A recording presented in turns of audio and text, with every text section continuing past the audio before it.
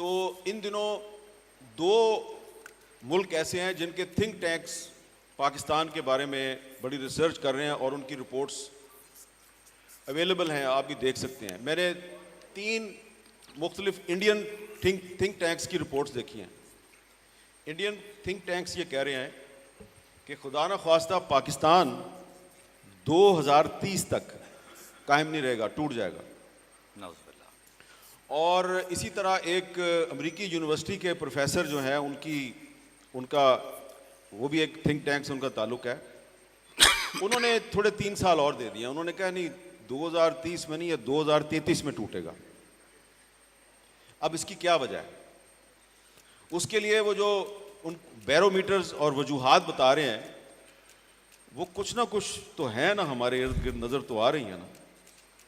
کیونکہ اب اگر عباس تابع صاحب جو ہیں وہ چاہیں کہ میں کچھ امید بھری باتیں کروں اور کچھ نہ کچھ اچھا آپ کے سامنے پیش کروں, تو سوال یہ پیدا ہوتا ہے کہ یہ جو جشن جون ایلیا ہے یہ تو 1.5-2 ہفتے پہلے ہونا تھا, تو یہ ڈیلے کیوں ہوا؟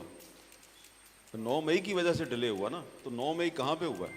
پاکستان میں ہی ہوا ہے. تو اب اگر ہم نے پاکستان کے بارے میں کچھ نہ کچھ اچھا کہنا ہے تو اب ہم 9 مئی کو کیسے نظر انداز کر دیں؟ عباس تابع صاحب برا نہ منائیے گا. لیکن یہ ہے کہ اس میں سے بھی آپ کچھ نہ کچھ پازیٹیو نکال سکتے ہیں. اب وہ یہاں پہ ریلیونٹ ہو گیا آپ کا کوشچن کہ 9 مئی کو جو کچھ ہوا ہے یہ دراصل ہمارے کچھ جو طاقتور لوگ ہیں ان کی جو اپنی ایک جمہوریت کے خلاف سازشیں اور ان کے جو غیر آئینی اقدامات تھے اور ان کی جو منصوبہ بندیاں تھیں, یہ اس کا ایک حتمی نتیجہ 9 مئی کے واقعات کی صورت میں سامنے آیا.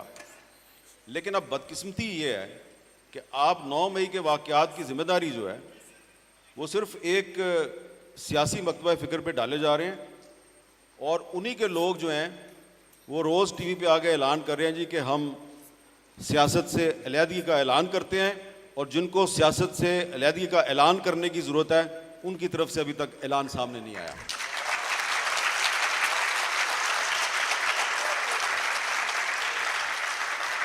حامد میر صاحب, تو یہ ہے سارے مسئلے کی وجہ کہ پاکستان کے مسائل کی وجہ یہ ہے کہ آئین اور قانون کی بالادستی نہیں ہے. جب تک پاکستان میں آئین اور قانون کی بالادستی نہیں ہوگی, جو کہ کبھی نہیں رہی, تو آپ کچھ نہ کچھ اچھا نہیں کر سکتے. لیکن امید رکھنی چاہیے کہ یہ ایک فکرے پہ جس بھرپور انداز میں تالیاں بجائی گئی ہیں, اس کا مطلب ہے یہ سارے چاہتے ہیں کہ پاکستان میں آئین اور قانون کی بالادستی قائم ہو. 2023 پاکستان میں نئے انتخابات کا سال ہے. اس سال پاکستان میں ہر صورت میں انتخابات ہونے چاہیے, اور اگر آپ نے کچھ نہ کچھ پاکستان میں اچھا کرنا ہے تو اس کے لیے ضروری ہے کہ اس سال ہر صورت میں الیکشن کروائیں, خواہ کوئی بھی جیتے. کچھ نہ کچھ اچھا اسی وقت ہوگا جب پاکستان کے آئین کے تقاضے پورے کیے جائیں گے. بہت شکریہ حامد میر صاحب کی گفتگو آپ نے سنی. سہیل بڑائی صاحب, آپ سے ہم یہ جاننا چاہیں گے, 9 مئی کی آپ ذکر کر دیا حامد میر صاحب نے, اختلاف رائے ہمیشہ سے پایا جاتا تھا, 2 آراء ہمیشہ سے پائی جاتی تھی, لیکن یہ اختلاف رائے میں ایک دوسرے کو تہذیب سے احترام کیا جاتا تھا, اس کی رائے کا, بھلے وہ آپ سے مختلف ہو, لیکن آہستہ آہستہ عدم برداشت کا ایک ایسا دور چل پڑا, اور شاید 9 مئی اس کا نقطہ عروج تھا جب عدم برداشت ہمارے معاشرے میں اتنا زیادہ ہو گیا, ایک دوسرے کی رائے پر فتوے لگانا, دوسرا جو آپ سے مختلف سوچتا ہے اسے غلط کہنا اور اس کی جان کے درپے ہو جانا, یہ پہلے شاید ہمارے معاشرے میں کبھی نہیں ہوا, اور جو پچھلے کچھ عرصے میں ہوا ہے اس کا نقطہ عروج ہم نے دیکھا ہے. آپ کو لگتا ہے کہ اگر ہم چاہتے ہیں کہ اس ناگہاں کو ٹال دیں, اس ناگہانی کو, کچھ ناگہاں ہونے کو ہے اس کو ٹال دیں, تو کیا ہمیں برداشت پیدا کرنے کی ضرورت ہے؟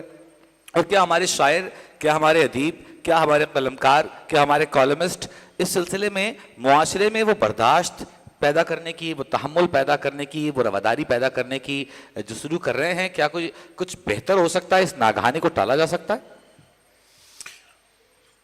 بہت شکریہ جی. میرا خیال ہے کہ حامد میر صاحب نے بالکل ٹھیک کہا ہے. اصل جو پاکستان کے اندر متفق چیز ہے جس پر سب کا اتفاق ہے وہ اگر قائد اعظم محمد علی جناح کے بعد کوئی دوسری چیز ہے تو وہ آئین ہے، اور آئین ہی مسائل کا حل ہے. تو الٹیمیٹلی بنیادی مسئلے کا حل تو آئین ہی ہے، آئین سے روح گردانی نہیں ہونی چاہیے. لیکن اب اس مسئلے کا کیا حل کریں کہ اگر آئین کے تحت ہی بنی گئی جو سپریم کورٹ ہے اس کے دو حصے ہو جائیں اور دونوں جو ہے وہ الگ الگ سوچیں اور دونوں کے پاس بڑے ویلڈ پوائنٹس ہوں، تو اب ہم جیسے آئین پسند اور ہم جیسے لوگ جو سپریم کورٹ کی حکمرانی چاہتے ہیں وہ کیا کریں؟ ظاہر ہے ہم بھی ڈیوائیڈ ہو جائیں گے. اسی طرح اگر پاکستان کی ملک کی سیاسی جماعتیں بجائے اس کے کہ پیسفل سٹرگل کریں، بجائے اس کے کہ کھلے عام مار روڈ پر آ کر یا ناصر باغ میں جا کر وہ جلسہ کریں، وہ اگر کور کمانڈر ہاؤس پر حملہ آور ہو جائیں اور پاکستان کے جو ادارے ہیں وہ اور سیاسی جماعتیں آپس میں لڑ پڑیں، تو ہم جیسے لوگ جو آئین پسند ہیں وہ اس وائلنس کو کیا نام دیں؟ تو پرابلم یہ ہے کہ ہم ایسے مسائل میں گھرے ہوئے ہیں کہ پاکستان میں کہتے ہیں کہ دنیا میں یہ ہے کہ دنیا سبق سیکھتی رہی ہے، ہر واقعے سے دنیا نے سبق سیکھا ہے اور دوبارہ ویسا واقعہ نہیں ہونے دیا. بدقسمتی سے ہم نے واقعات سے سبق نہیں سیکھا، ہم نے مشرقی پاکستان سے سبق نہیں سیکھا، ہم نے مارشل لاؤ سے سبق نہیں سیکھا، ہم نے جو انتخابات ہیں ان سے سبق نہیں سیکھا، اور ہر دفعہ وہی دہرایا جو پہلی دفعہ کرتے رہے، وہی غلطیاں. آپ دیکھیں 71 کے الیکشن کے ریزلٹس نہیں مانے گئے. عوامی لیگ جو تھی وہ سب سے پاپولر پارٹی تھی، نہیں اس کو اقتدار دیا، بلکہ 1.5 سال پیپلز پارٹی کو بھی اقتدار نہیں دیا. اور جب دیا تو GHQ کے اندر جا کر بھٹو کو چیف مارشل ایڈمنسٹریٹر کی حیثیت سے جو ہے انتقال اقتدار ہوا، ایز وزیر اعظم نہیں انہیں اس وقت بنایا گیا. تو اسی طرح آپ دیکھیں پاکستان کی تاریخ کہ مارشل لا آیا پہلا تو سارے اخبارات کے ایڈیٹوریل دوسرے دن یہ تھے کہ جی پاکستان بچا لیا گیا. تو اب اگر ہم صحافی بھی یہ لکھیں گے، لکھتے رہے ہیں، ہمارے آباء و اجداد نے یہی لکھا، اس وقت کے سارے اخبار نکال لیں کہ جو پہلا مارشل لا لگا 1958 کا اور جس دن غلام محمد نے اسمبلی توڑی اس دن اگلے دن کے تمام ایڈیٹوریل اس کے حق میں تھے. تو جب یہ کردار ہوگا، جب عدلیہ کا یہ کردار ہوگا کہ جسٹس منیر سے لے کے جسٹس ثاقب نثار تک سیاستدانوں کو ہی مورد الزام ٹھہرائیں گے اور سیاستدانوں کو ہی نائل قرار دیں گے اور اسمبلیوں کو بحال کرنے کی بجائے کالعدم قرار دیں گے، تو اس وقت آپ کیا توقع کریں گے کہ جن سے توقع ہے وہی پوری نہیں ہو رہی. اسی طرح فوج کا آپ کردار دیکھ لیں کہ فوج نے بجائے اپنے آئینی کردار کے ہمیشہ اس کردار کو اپنایا ہے کہ جو کہ غیر آئینی کردار ہے، ہمیشہ مداخلت کی ہے. اور پاکستان میں کسی سیاستدان کو سیاست نہیں کرنے دی، کسی کو حکومت نہیں چلنے دی. تو یہ اس سارے کا یہ نتیجہ ہے جو اب صورتحال ہے. اور خاص کر یہ جو سیاست تھی 2018 کے الیکشن میں تحریک انصاف آئی ہے، ہم سب عینی شاہد ہیں، حامد میر صاحب بھی عینی شاہد ہوں گے کہ فوج لے کے آئی ہے عمران خان کو، 100% ان کو سارے جو MNAs تھے وہ دیے گئے، پینل بنائے گئے اور پینل بنا کے ان کے بندے کھڑے کیے گئے. تو یہ کون سی انصاف تھا؟ یہ بھی غلط تھا، اور آج جو ہو رہا ہے وہ بھی غلط ہے. لیکن واحد طریقہ جو ہے وہ ایک ہی ہے، آئین پہ چلا جائے. جمہوریت جو ہے وہی واحد راستہ ہے. سیاسی جماعتیں جو ہیں اور سیاسی لیڈر جو ہیں انہی کو ایکسیپٹ کرنا ہوگا، سب کو راستہ دینا ہوگا، تحمل اور برداشت لانا ہوگا.